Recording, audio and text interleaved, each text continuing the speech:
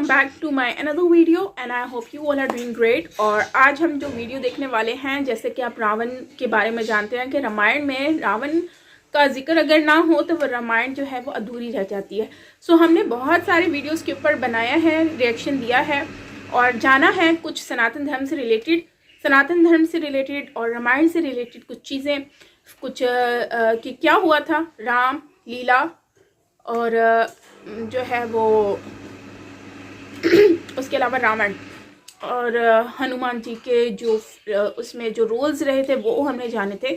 सो आज हम रावण के बारे में जानने की कोशिश करेंगे। सो चलते हैं इस वीडियो की तरफ और देखते हैं कि रावण अपने वक्त में किस तरह के सरबराह हुआ करते थे, किंग हुआ करते थे। So let's start. रावण के अनमोल उपदेश। लंका युद्ध के अंत में भगवान राम द्वारा रावण का वध हुआ था, लेकिन अपने शरीर को छोड़ने से पहले उन्होंने लक्ष्मण को सफल जीवन के कुछ रहस्य बताए। आज हम आपको रावण के अंतिम शब्द बताने जा रहे हैं जिसमें उन्होंने अपनी गलतियों का उल्लेख किया है। आइए जानते हैं सफल जीवन के रहस्यों के उन वाक्यों के बारे में। लेकिन इससे पहले कि हम शुरू करें, अगर आप वेदविक पे नए हैं तो कृपया हमारे YouTube चैनल को सब्सक्राइब करें और नियमित रूप से सनातन धर्म और इसकी खोई हुई संस्कृति के बारे में जानने के लिए बेल आइकन को दबाना ना भूलें। तो चलिए हम शुरू करते हैं। रावण का पहला उपदेश। हे लक्ष्मण, अपने सारथी, अपने द्वारपाल, अपने रसोइये और अपने भाई के दुश्मन मत बनो। वे कभी भी तुम्हें क्षति पहुंचा सकते हैं। जैसे मैंने अपने भाई विभीषण को अपना शत्रु बनाने की भूल की थी और वह तुम्हारे पक्ष में शामिल हो गया। वह उन सभी रहस्यों को जानता था जिससे तुमने इस लड़ाई को जीत ली। यदि वह मेरे पक्ष में होता तो तुम लोग कभी भी लंका के अंदर प्रवेश नहीं कर पाते और न ही इस युद्ध को जीत पाते। रावण का दूसरा उपदेश। लक्ष्मण, यह मत सोचो कि तुम हमेशा विजयी बनोगे। भले ही तुम अपने जीवन काल में अजय रहे हो, मगर कोई नहीं जानता है कि भाग्य कब तुम्हें ऐसे परिस्थिति पर ला दे जहां तुम्हें हार के अतिरिक्त कुछ प्राप्त नहीं होगा। हमें एक न एक दिन जीवन युद्ध में मृत्यु के आगे हार मानना ही पड़ेगा। इसीलिए जीवन के युद्ध में हार का सामना करने की मंशा से आगे बढ़ो। मैंने पाताल एवं स्वर्ग को जीत लिया था और पृथ्वी के अधिकांश हिस्से को भी प्राप्त किया था। कई महारथी और अतिमहारथियों को युद्ध में धूल चटाया। देवता, दानव, गंधर्व सभी मुझसे भयभीत थे। इससे मेरा गर्व एवं अहंकार और दृढ़ हो गया, जिससे मुझे लगा कि मैं अजय हूँ और यही सोच मेरा पतन का कारण सिद्ध हुआ। रावण का तीसरा उपदेश। ओह लक्ष्मण, कभी यह मत सोचो कि तुम्हारा दुश्मन तुमसे तुच्छ या शक्तिहीन है। मैंने मनुष्य, बंदरों और भालुओं की सेना को तुच्छ और अक्षम समझने की भूल की और इसी कारणवश मैं उनके खिलाफ लड़ाई हार गया। जब मैंने भगवान ब्रह्मा से अमरत्व का वरदान मांगा तो उन्होंने कहा कि केवल बंदर, रीछ और मनुष्यों के अलावा कोई मुझे परास्त नहीं कर सकता है। ब्रह्मदेव जानते थे कि मैं त्रिलोक विजयी दशानन रावण अपने बल और शौर्य के आत्माभिमान में मग्न था। मैं मानता था कि जब देवता, राक्षस, गंधर्व या नाग जैसे शक्तिशाली प्राणी मुझे परास्त नहीं कर पाए तो फिर कैसे एक साधारण मनुष्य और कुछ बंदर मिलकर मुझे परास्त कर सकेंगे। यह मेरी सबसे बड़ी गलती थी जिससे मेरा पूरा साम्राज्य समाप्त हो गया। रावण का चौथा उपदेश। सुनो हे सुमित्रे, कोई भी व्यक्ति जो यश प्राप्ति के लिए उत्सुक हो उसे लोभ नामक राक्षस से दूर रहना चाहिए। जब भी यह अपना फन उठाने की प्रयत्न करे उसके फन को उसी क्षण को चल देना चाहिए। जब हमारी जरूरतें बहुत अधिक असंतोषजनक हो जाती हैं तो यह लोभ एक भयानक राक्षस का रूप लेता है। यह पता भी नहीं चलता है कब यह राक्षस धीरे धीरे हमें अपने नियंत्रण में ले लेता है। मेरे साथ भी वही हुआ। मैं एक बहुभक्षक या लोभी बन गया था। सत्ता के लिए, साम्राज्य के लिए, भूमि के लिए, शक्ति के लिए, धन के लिए और सुंदरी महिलाओं के लिए। यह लोभ बढ़ते बढ़ते कब मुझे निगल गया यह मुझे ज्ञात नहीं है। मेरा सारा ज्ञान, मेरी शक्तियाँ, मेरी भक्ति, मेरे वरदान, मेरी बुद्धि इस लोभ जनित राक्षस के कारण नष्ट हो गया। अधिक लोभ तुम्हें अहंकारी, कुकर्मी एवं घोर पापी बना देता है। इसलिए हम जो चाहते हैं और जो हमें मिलता है हम उसी से संतुष्ट रहें। सुनिश्चित करें कि हमारी जरूरतें कभी भी लोभ न बन जाए। रावण का पांचवा उपदेश। ओह लक्ष्मण, एक राजा को थोड़ी सी शिथिलता के बिना राज्य एवं उसकी प्रजा का भला करने के निम्नतर अवसर का स्वागत करना चाहिए।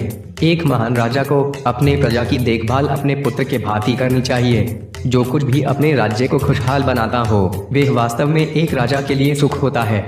वह किसी भी अन्य संबंध से पहले अपने प्रजा का राजा होता है। यहाँ तक कि अगर उसे अपने स्त्री, पुत्र, परिजनों या अपनी इच्छा के विरुद्ध भी कोई निर्णय लेना पड़े तो उसे निसंकोच वे निर्णय लेना चाहिए। यही एक महान राजा का कर्तव्य है और राजधर्म भी। अपने प्रबल, लोभ और अहंकार के कारण मैं यह करने में असमर्थ हुआ। अपने राज्यकाल में मैंने हमेशा अपने अहंकार और लोभ को ही प्रमुखता दिया था। मैंने अपने प्रजा और राज्य का हित कभी नहीं देखा और न ही सोचा। प्रजा को प्रमुखता दिए बिना मैंने प्रभु श्री राम के शांति प्रस्ताव को ठुकरा दिया था। यह केवल मेरे विनाश का कारण नहीं बना बल्कि संपूर्ण लंका के विनाश का कारण बना। रावण का छठवां उपदेश। हे सुमित्रे, ध्यान से सुनो मेरी बात। हमेशा ऐसे मंत्री पर भरोसा करना जो राजा की आलोचना करता है, जो बिना किसी भय के तुम्हारे सामने निंदा करेगा। वह बिना किसी भय के ऐसा करता है क्योंकि वे तुम्हें प्रसन्न करने हेतु तुमसे झूठ नहीं कहता है, बल्कि वह हमेशा चाहता है कि तुम एक आदर्श राजा या व्यक्ति बनो। मगर उन मंत्रियों और व्यक्तियों से अवश्य भय करना जो हमेशा तुम्हारी प्रशंसा करते हैं, भले ही तुम कितने भी गलत क्यों ना हो। इन लोगों के कारण तुम्हारे पूरे साम्राज्य का विनाश हो सकता है। रावण का सातवां उपदेश। लक्ष्मण, कभी यह ना सोचना कि तुम अपने भाग्य के ग्रहों और नक्षत्रों को मात दे सकते हो। वे तुम्हारे लिए वही लाएंगे जो तुम्हारे भाग्य में लिखा होगा। कोई भी मणि या रत्न धारण अथवा यज्ञ, हवन इत्यादि तुम्हारा भाग्य नहीं बदल सकता है। तुम्हारा अतीत एवं वर्तमान कर्म के फल प्राप्त करने से तुम्हें कोई नहीं रोक सकता है। तुम्हारे कर्म और तुम्हारे ग्रह तुम्हारा अंतिम भाग्य को तय करेगा। इसलिए अपने जीवन काल में सर्वदा अच्छे कर्म करना और पूर्ण निष्ठा से अपने इष्ट की भक्ति करते रहना, यही तुम्हें अपने जीवन में सुफल देगा और मोक्ष भी। रावण का आठवां उपदेश। रावण ने इसी समय शुभ से शीघ्रम का वाक्यांश गढ़ा था। रावण ने कहा, हे रामानुज, व्यक्ति को किसी भी शुभ कार्य को अतिशीघ्र पूर्ण करना चाहिए और अशुभ कार्यों को यथासंभव टालते रहना चाहिए। जब भी तुम कुछ करने की ठान लो तो उसे अतिशीघ्र पूर्ण करना, कोई भी कार्य कल के लिए ना छोड़ना। मैंने प्रण लिया था कि मैं चंद्रमा से संपूर्ण सुधा निकाल लूंगा और राक्षसों को इसे पिलाऊंगा। मैं लंका से स्वर्ग तक एक सीढ़ी का निर्माण करूंगा।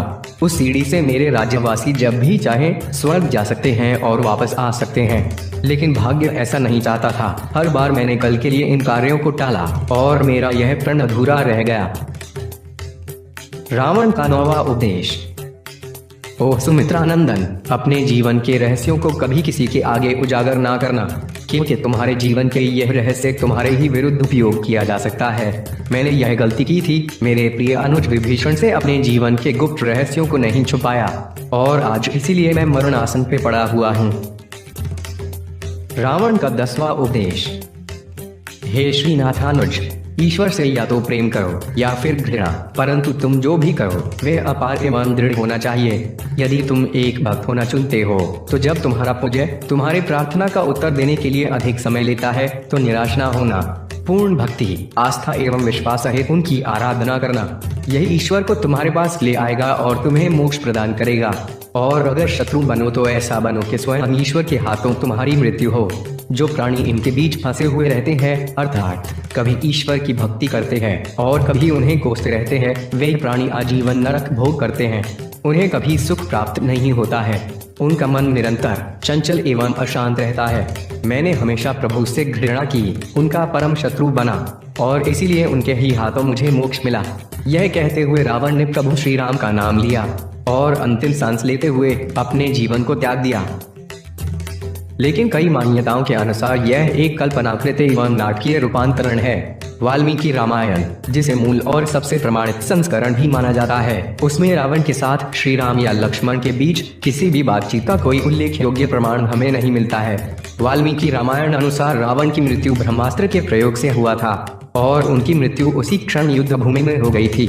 युद्ध कांड के 108वां अध्याय में इसका संपूर्ण विवरण हमें मिलता है। हमारे पास रामायण के 300 से अधिक संस्करण हैं। यहाँ तक कि श्रीलंका की अपनी रामायण है, जहाँ उन्होंने रावण की प्रशंसा एक ऐसे नायक के रूप में की जिसने मृत्यु को स्वीकार कर लिया, लेकिन अपने प्रताप को कभी नहीं छोड़ा।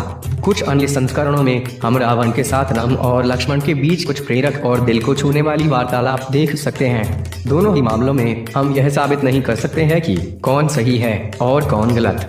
चाहे यह मिथ्या हो या सत्य, हमें अतिग्रहणशील होना चाहिए और उपदेशों से कुछ सीख लेना चाहिए। वेदवे का हमेशा यही प्रयास रहा है कि हम ज्ञानपूर्ण वीडियो आपके समक्ष प्रस्तुत करें और आप सभी के अनुकंपा से हम आगे भी करते रहेंगे।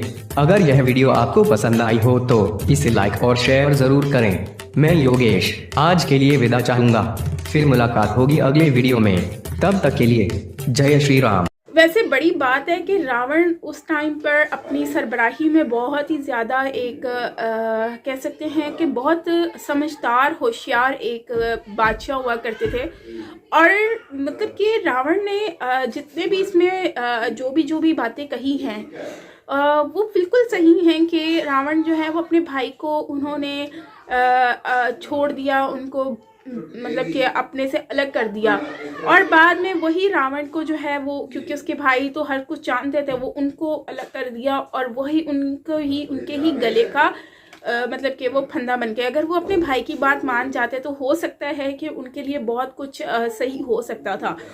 तो और दूसरा, अगर कोई आपको बहुत ज़्यादा मीठा बनकर आपकी बुराई को भी, आपकी गलतियों को भी बोले कि नहीं ठीक है, तो उसमें वो आपका सबसे बड़ा दुश्मन है और आपको उस पर भरोसा नहीं करना चाहिए। हाँ, जो आपकी गलतियां निकाले, आपको समझाए और आपको सही बात पर सही बोले और गलत बात पर गलत बोले, उसके ऊपर आप एतबार भी करो और वो आपको तो काफ़ी ये है कि अपनी खुद ही की गलती, और वो इंसान आपका कभी भी सगा नहीं होता जो अगर आपकी गलतियों को जो है वो गलतियां ना बोले और आपको फिर भी गलत चीज़ पे भी बोले हाँ वाओ फूल लगाता, पत्रे लगाता, मतलब कि आपको मक्खन लगाता रहे, तो उस पर कभी भरोसा ना करो। और दूसरा, वो हमेशा उन्होंने अपनी हुकूमत में उन्होंने उन लड़कियों के पीछे पड़े रहे, खूबसूरत लड़कियों के पीछे, और मतलब कि जिसकी वजह से उनकी लंका, उनका ये सारा जो चीज़ें थी वो ख़राब हो गई और उनकी बर्बादी का जो है वो सारा ये हुआ। इन चीज़ों में ना पड़ते तो मुझे लगता है कि उनका बहुत कुछ चीज़ें जो है वो सही हो सकती थी।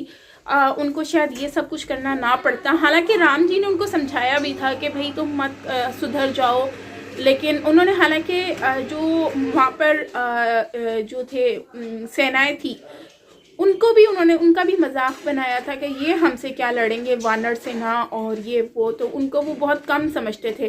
तो इसमें उन्होंने ये भी कहा है कि कम किसी को मत समझो, हर कोई बराबर होता है। तो रावण अगर चाहता तो वो अपनी इन गलतियों से सीख सकता था, लेकिन उन्होंने वानर सेनाओं को छोटा समझा। मतलब किसी को छोटा नहीं समझना चाहिए और जो है अच्छाई के साथ रहना चाहिए।